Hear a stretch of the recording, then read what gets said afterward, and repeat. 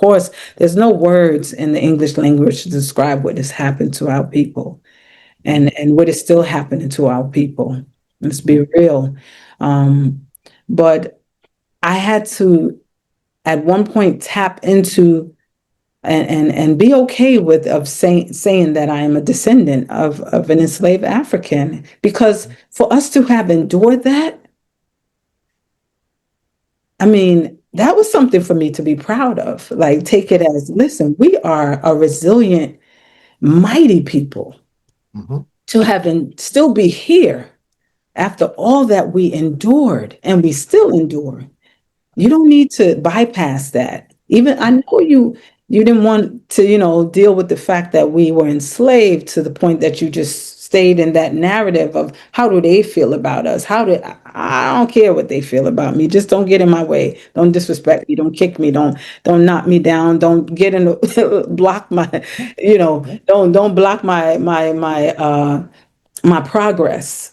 Right? I don't really care about how you feel about me personally. Just don't get in my path, in my way. Dr. Jee. Real stories, real people, unpacking the struggles, reclaiming the narratives with Dr. Jee. Greetings, family, and welcome back to Black Stories. Today I'm honored to continue a powerful conversation that began from one of our videos from AfriSota Digital channel. And the video is titled, How Africans and African Americans See Each Other. That discussion sparked reflections, emotions, and honest dialogues from both sides of the ocean.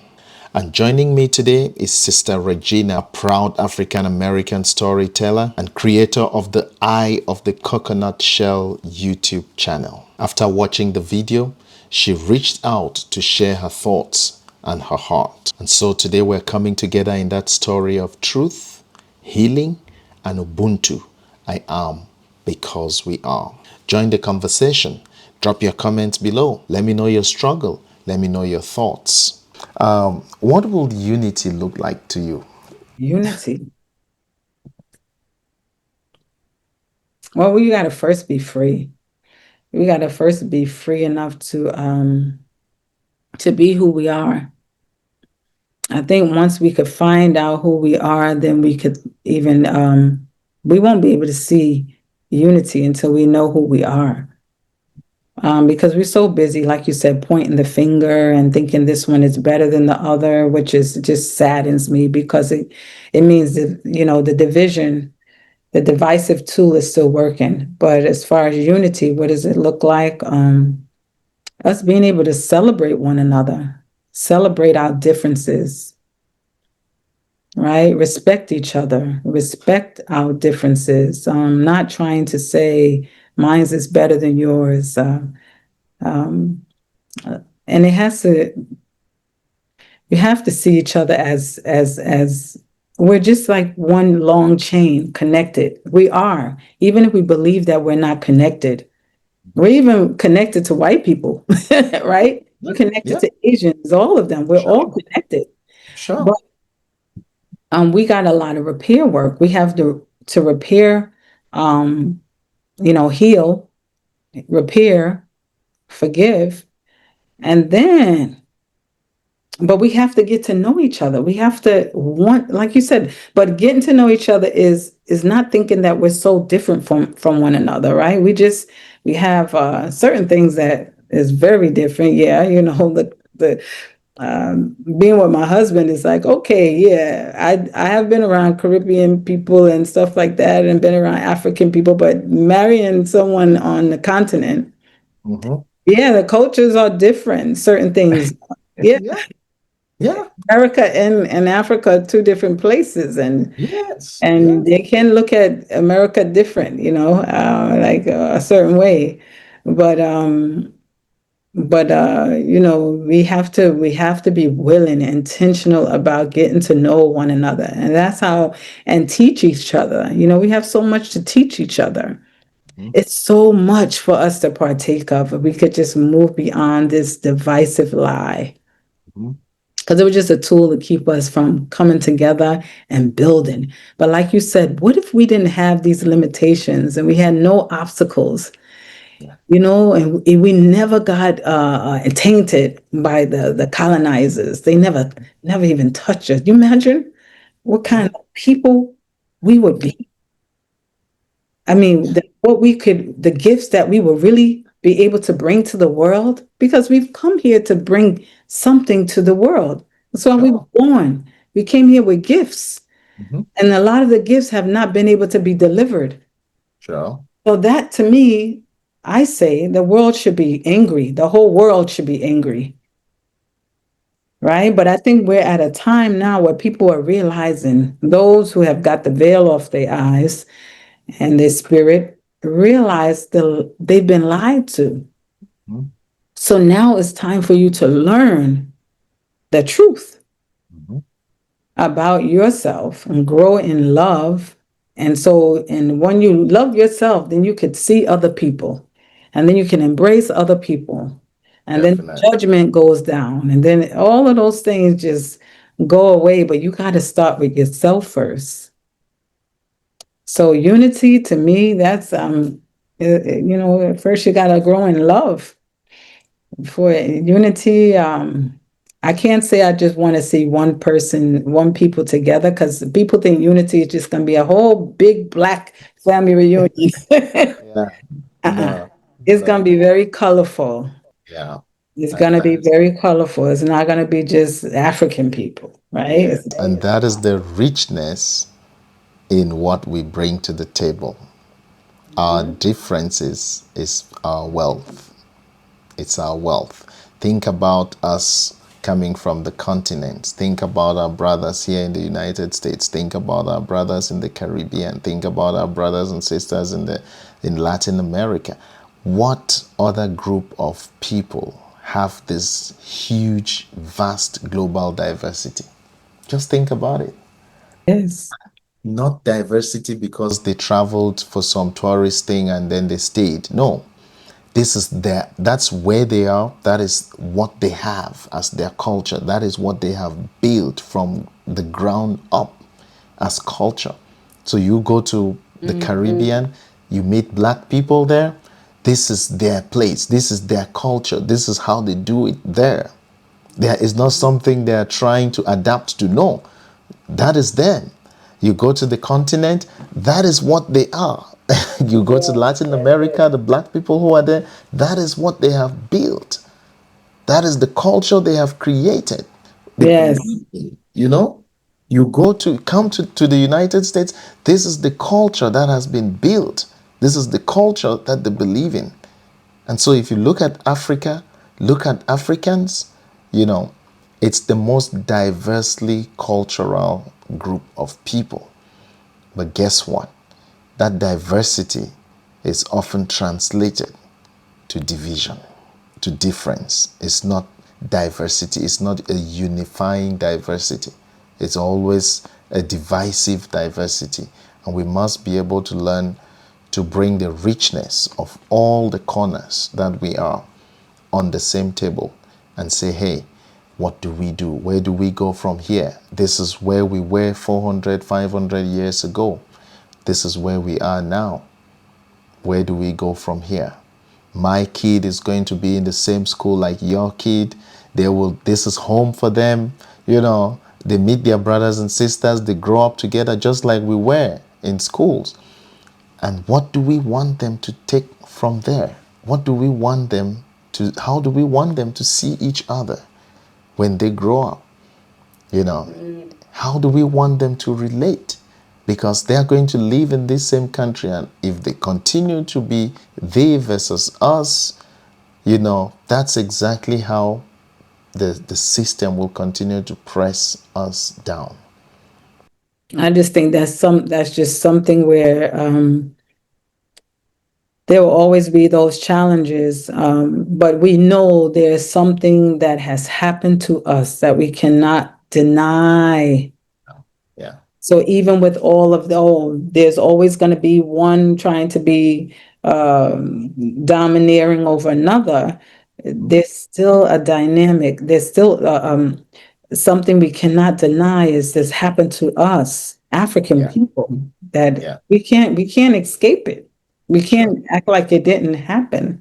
Mhm. But like you said, all the different I honor you for that because not many people give due credit due to African Americans for what we have accomplished Oh yeah. in this Yeah. country. I mean, I had to get to a point where instead of like, I mean, I did so much and it was necessary for me to do where I had to always remember that we descended from kings and queens. That's my ancestors, all right, kings and queens, right.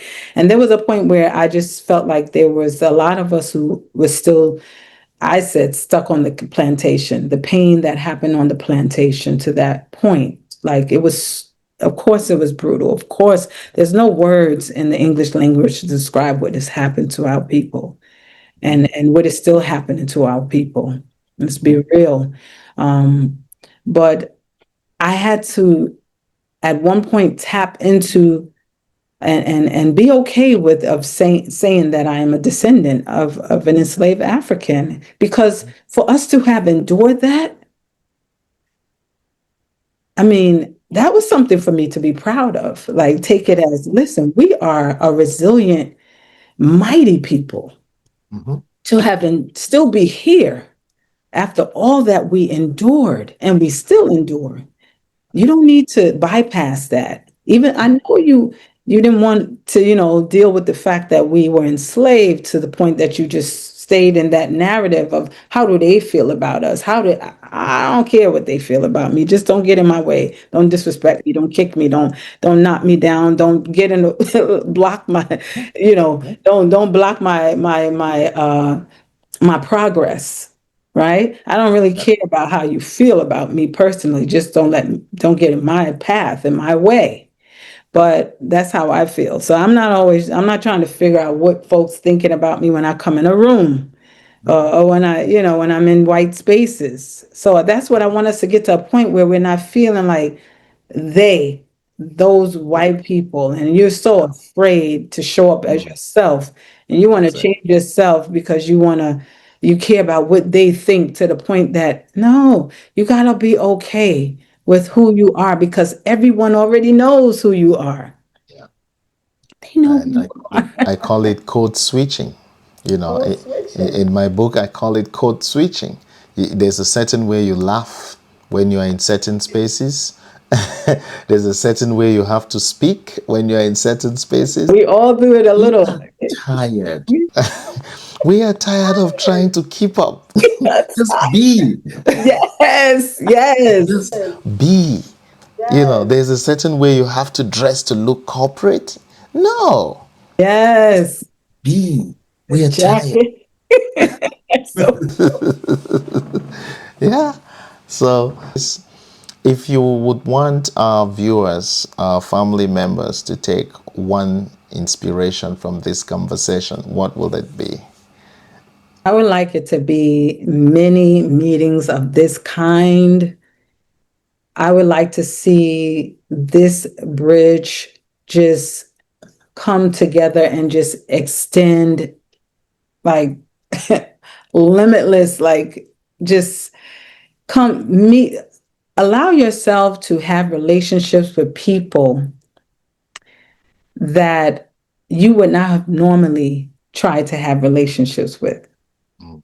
Like really be intentional about trying to get to know someone who is African American.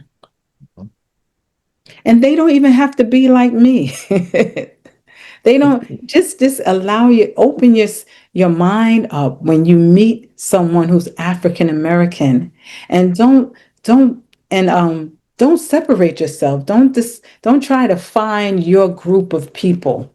Yeah. You go in this comfort zone with your normal tribe. Yeah. Yeah.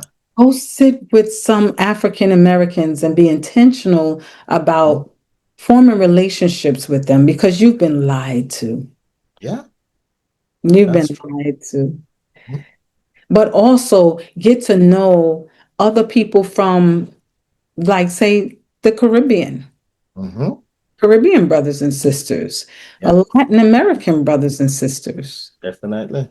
Yeah, because they're your brothers and sisters. So that is my prayer, that you start even having conversations with your children that are basically unifying, where you giving them some insight about these different ethnic groups that you once said some negative things about. You got to Yeah. fix the way you talk to your children so that they won't have those blocks, Mhm. because you actually are blocking the blessings of your children. You're blocking their growth. Yeah. But how I honor you, brother, for how you acknowledge us, because this is something that I've been longing for us to do, is to be able to just see each other as family and see each other as one, where we can start learning from one another, because we got a lot to offer one another and we've got a lot of work to do. Yeah. Thank You you. know what Thank you you. got to do. I really, You got I a really lot appreciate. to do on your side. I really appreciate this. Somebody told me, be careful because that journey, that path you're taking, you're going to meet roadblocks. You're going to meet pushbacks from the same people that you think you're trying to hear from, that you're trying to learn from. And I say yes. No path in my life, in my experience, has been on a bed of roses. None. And if you come into this kind of path with this kind of passion, hoping that everybody is going to embrace you and say, you are the king now to save our stories, you lie to yourself. You just have to have one thing in mind that drives you, the passion to build the bridge. Yeah. And if you only get one person who joins you in bringing one bag of sand or cement or whatever to build that bridge, you're making progress. Yes, Yeah. yes, Yeah. yes. And so the honor is not really for me, it's for people like you, people like Elder Embry, people like Elder Mahmoud, who I'll be talking to very soon, other brothers and sisters who come onto this space to teach us, to tell us, to heal with us. Those are the people who take the glory. Here we are speaking from the screen. I lived in Georgia for a year. I never knew you. We met on the internet. And guess what? There's a lot of meeting that we can have virtually and get to know each other Yes. even without necessarily. Let's not make distance become the barrier. We can do this connection. We can unlearn what we have been told, sifted, of course, and we can relearn the truth behind our stories. So I, I believe that today we have seen that healing begins with listening, and listening begins with love. If I don't love you so much to trust that what you say is truth, then I would hardly listen. I may hear, but I would hardly listen. I Yeah. thank you for that. I honor you for that. Yeah, and that is where our healing will definitely begin. Our ancestors, they survived by holding on to each other across, oceans, centuries. They held on to each other in that ship. They didn't know who came from Senegal, who came from Cameroon, who came from Nigeria. Once they crossed through that door of no return, they started speaking different languages, Yoruba here, Twi there, and eventually songs became their way of communicating. Eventually, they started knowing each other's name, even if remembering it by heart, because their names were also erased as the first step of erasing their identity. So even if they took on different names, and carried those names because that's what they have been beaten to recite, to remember, deep down in their hearts, they called each other by their true names, you know. And so we're not looking for uniformity, we're looking for unity, we're looking for identity. Because we cannot talk of diversity if we don't know our identity. We bring our identities to those diversities. So it starts with listening, it starts with love, and I believe that our ancestors are saying somebody at least is beginning to see that we missed our families, that we were taken away from. Somebody is at least beginning to say, hey, for so long, sister, brother, daddy, we missed you. You know, somebody is beginning to say, hey, I know that it was not easy for you. It was neither easy for me here. But if we are able to be in the same space today, that's not a coincidence. It's not a coincidence. This was our destiny, and we have to do what we have to do. You know, we have to bridge by telling these stories one day at a time. Ooh, yes. Ashe.